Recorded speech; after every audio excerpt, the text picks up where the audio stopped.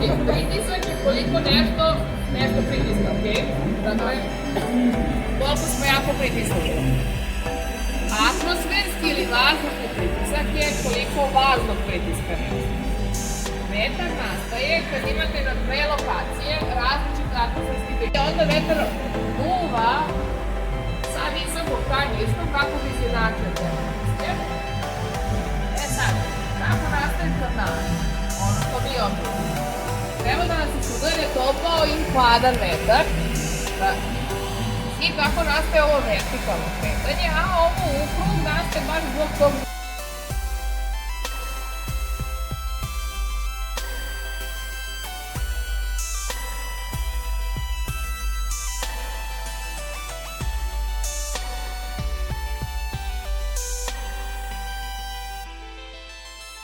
Da kažem pomena filter fokus iz ulta i nađe filter idealno za uvećanje do maksimuma za gledanje.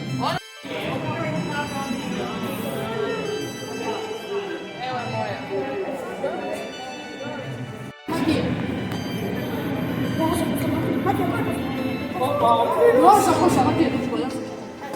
Ne, on je ti si bak 6.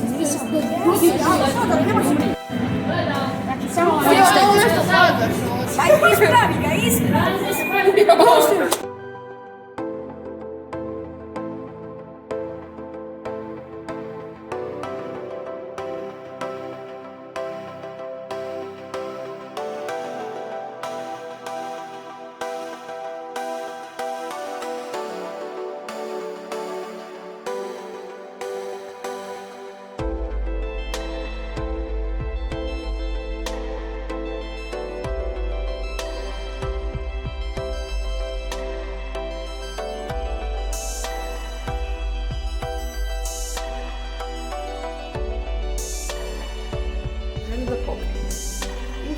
Kad ste bili u svemiru, odjednom ste dobili na mesta gde možete vam udobiti.